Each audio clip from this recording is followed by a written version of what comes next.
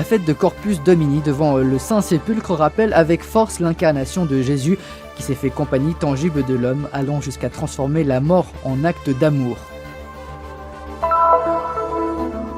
Les fouilles de Magadala en Galilée, l'ancienne ville au croisement entre histoire, archéologie et religion, le Magadala Center de l'Institut pontifical Notre-Dame et le site franciscain se préparent à accueillir toujours plus de pèlerins et de visiteurs. Accompagnés par les franciscains d'Assise, un groupe de jeunes pèlerins italiens ont parcouru les routes de la Terre Sainte, un chemin sur les lieux de Jésus et au cœur de la recherche vocationnelle. De mur à mur, de Berlin à Jérusalem en passant par les camps de concentration, Autriche, Allemagne, Italie, France, Suisse, Balkans, Grèce, Turquie, Jordanie et enfin la Terre Sainte, 45 000 km à pied pour raconter l'espérance de la paix.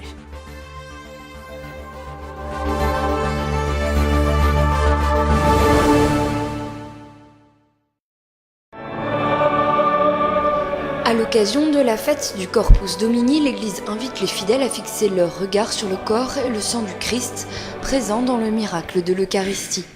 Face au Saint-Sépulcre, Monseigneur William Chomali, vicaire patriarcal, a rappelé lors de l'homélie de la messe du 30 mai l'importance de la présence physique de Jésus avant de le redire devant nos caméras. L'Eucharistie a le pouvoir de transformer le monde, de transformer la haine en amour, de transformer la violence en paix. Car Jésus lui-même a transformé sa mort en un acte d'amour et de don de soi. Les laudes ont précédé la célébration de la messe solennelle devant le Saint-Sépulcre, signe tangible de la résurrection de ce Christ qui est compagnie présente à l'homme chaque jour. Religieux, chrétiens locaux mais aussi pèlerins se sont retrouvés autour de l'Anastasis, là où après la célébration, le corps du Seigneur a été porté en procession. C'est merveilleux. C'est une expérience incroyable, unique. Au cours de cette célébration, j'ai remercié le Seigneur d'avoir vécu ce moment merveilleux et pour toutes les bénédictions qu'il accorde dans ma vie et pour ma famille. Tout cela est vraiment merveilleux. Il s'agit avant tout de vivre ce mystère du Christ qui s'est fait chair au milieu de nous, qui a donné sa vie pour nous. Moi, en tant que franciscain, je suis heureux d'être en ce lieu, car les frères en sont les gardiens. En effet, le mot custodie veut dire garder. Aujourd'hui, nous sommes ici pour célébrer le corps très saint du Seigneur. Et ici, nous nous souvenons aussi du corps de Jésus, qui n'est plus parmi nous, car il est vivant, il est ressuscité, comme nous l'avons vu dans la liturgie. La fête du Corpus Domini est une occasion de communion entre l'Église de Jérusalem et le monde entier, de Rome à la Syrie, ainsi que nous le rappelle Monseigneur Chomali. Le Saint-Père fera une heure d'adoration à Rome. Au même moment, dans tout le monde, toutes les paroisses et les cathédrales sont invitées à le suivre à la même heure. J'invite tout le monde à offrir cette heure d'adoration pour les personnes en Syrie, car la situation est désastreuse et elle va au-delà des capacités de résolution politique. Nous avons besoin du Seigneur et c'est le minimum que nous pouvons faire pour nos frères syriens, qu'ils soient musulmans ou chrétiens. Syrian brothers, either Muslim or Christians.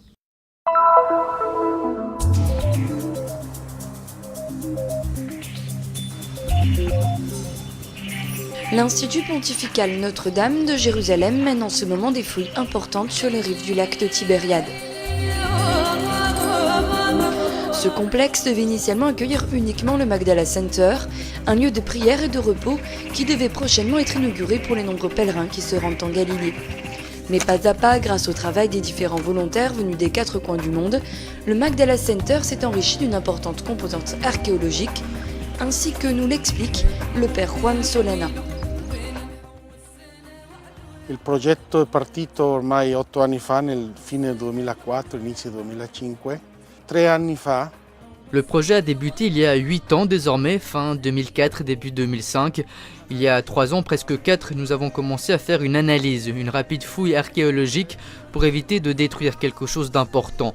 Les fouilles ont duré quelques semaines sans rien trouver de vraiment important, jusqu'à ce que les archéologues trouvent cette très belle structure.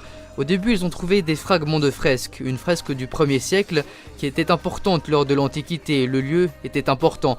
Et c'est ainsi que les fouilles se sont poursuivies et qu'on a découvert cette synagogue.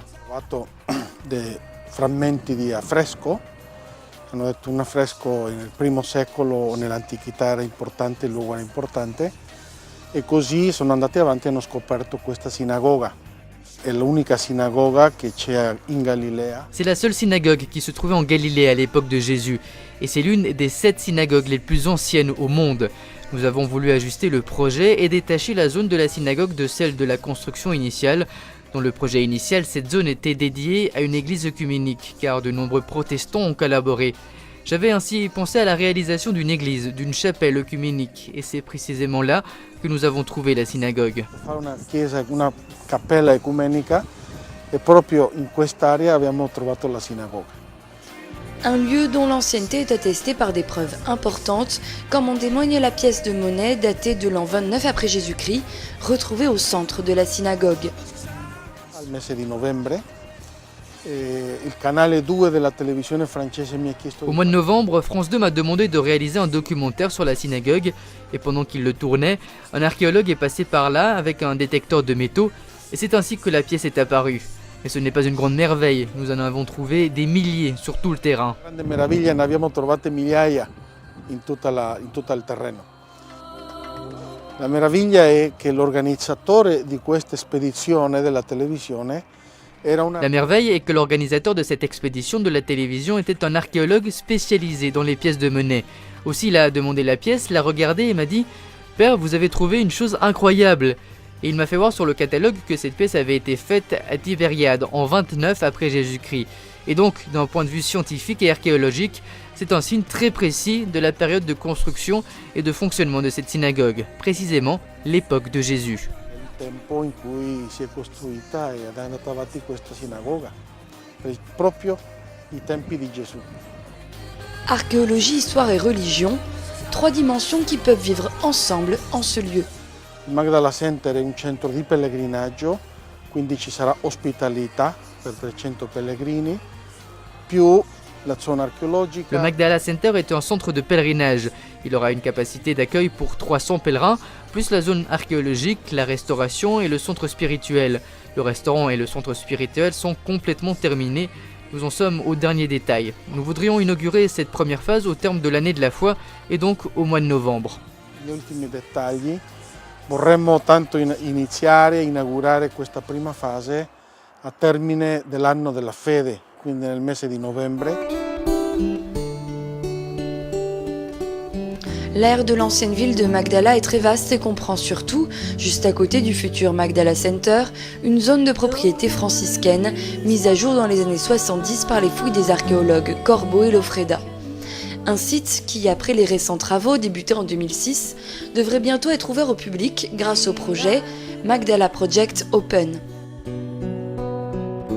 Magdala est une vaste zone de fouilles récemment valorisée, qui dans un avenir plus ou moins proche, aura encore beaucoup à dire et à montrer aux nombreuses personnes qui s'y rendront en pèlerin sur les rives de Galilée.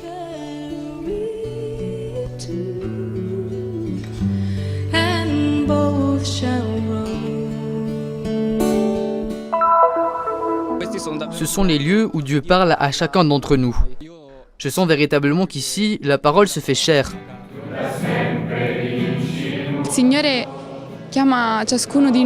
Le Seigneur appelle chacun d'entre nous à une vocation spécifique qui répond profondément à un désir qui se trouve dans notre cœur depuis toujours. Et c'est pour cela que nous sommes pèlerins, parce que nous essayons toujours de retourner à quelque chose de grand qui nous unisse à Dieu. A quel qualcosa di grande che ci unisce a Dio. Federico, Alessandro, Isabella et beaucoup d'autres, en pèlerinage en Terre Sainte avec les frères franciscains d'Assise. Nei vari luoghi dove siamo stati, rivivendo anche gli episodi. Sur les différents lieux où nous avons revécu les épisodes de l'Évangile, et donc les mêmes lieux où Jésus est passé, où il a vécu, une joie indescriptible est née peu à peu en moi. È nata in me una gioia indescrivibile.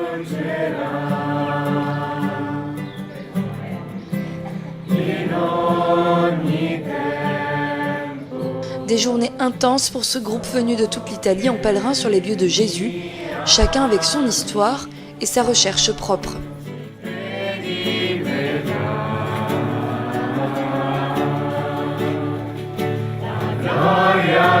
Nous les avons rencontrés au cours de l'une des nombreuses étapes de leur chemin sur les lieux saints, le long de la Via Dolorosa qui, station après station, évoque la passion du Christ, jusqu'au Saint-Sépulcre.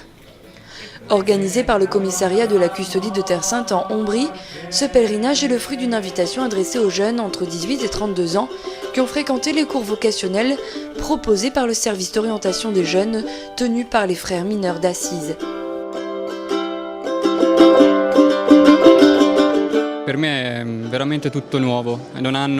Pour moi, tout est véritablement nouveau. Je me suis converti il y a 1 an et demi quand Dieu a fait la lumière sur ma vie.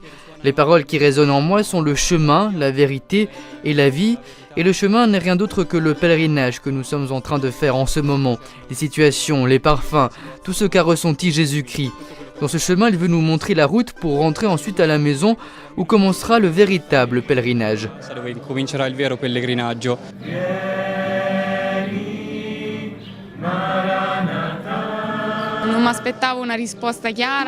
Je ne m'attendais pas à une réponse claire, car je ne sais pas encore très bien comment parler avec Dieu.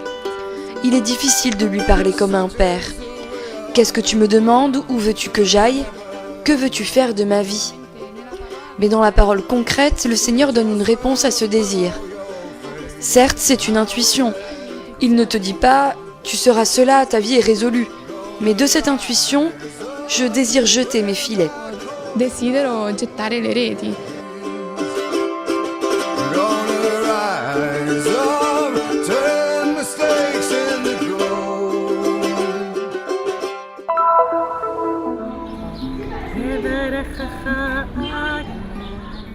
De mur à mur, de Berlin à Jérusalem, Autriche, Allemagne, France, Suisse, puis les Balkans, la Grèce, la Jordanie et enfin la Terre Sainte, en sautant les étapes du Liban et de la Syrie à cause du conflit en cours et en ne traversant que le sud de la Turquie.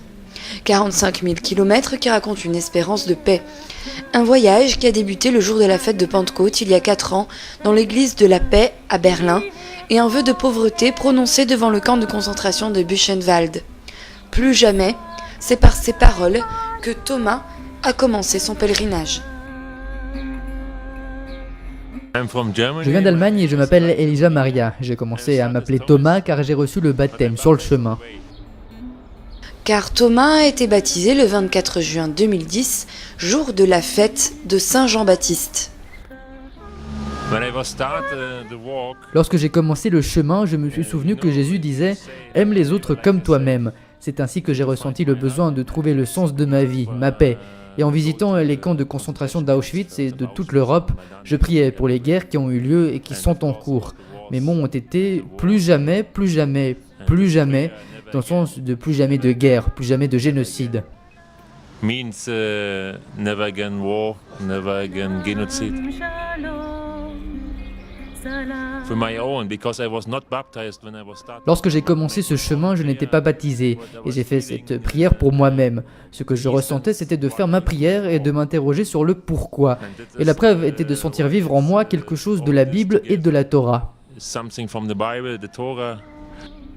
Pendant ces 4 années de pèlerinage, Thomas a également voyagé en compagnie de pèlerins qui ont partagé avec lui le voyage par endroits.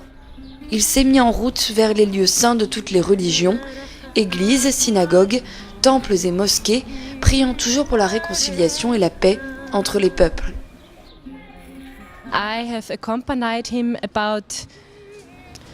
Je l'ai accompagné de 6 à 8 semaines par an.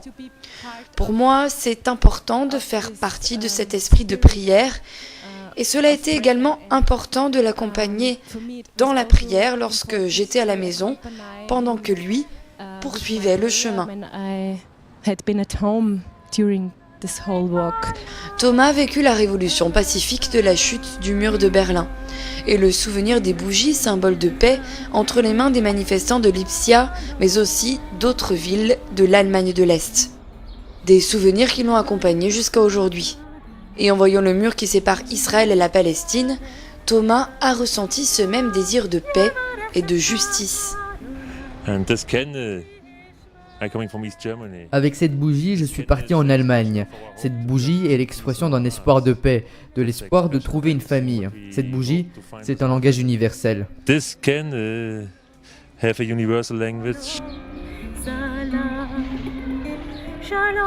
To walk the wall of hate down, first you have to look in your own hearts. the first answer is in your own heart. It's the love. Pour abattre les murs de la haine, tout doit partir de la foi. Il faut regarder à l'intérieur de soi-même pour se connecter avec Dieu, vers la paix.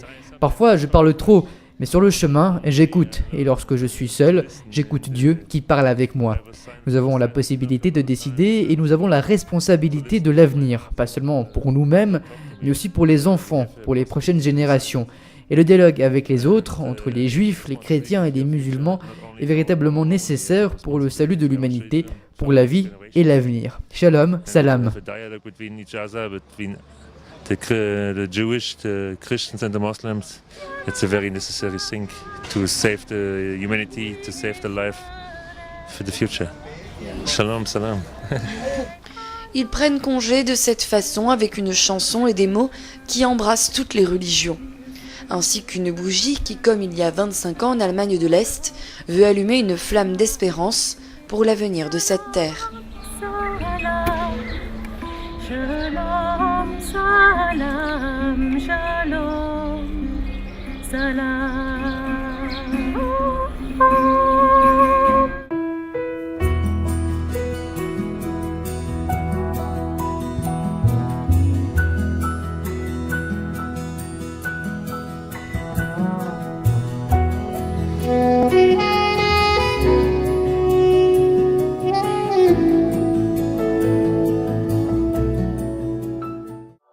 Nous sommes ici pour faire connaître la Terre Sainte, pour donner une voix et une visibilité à l'Église mère de Jérusalem, aux chrétiens locaux et aux lieux saints. Nous sommes ici pour raconter les histoires nombreuses et souvent oubliées de ceux qui vivent au cœur des difficultés avec foi et courage. Nous sommes ici pour porter au monde entier l'espérance de la terre de Dieu. Soutiens ceux qui œuvrent au nom de la custodie de Terre Sainte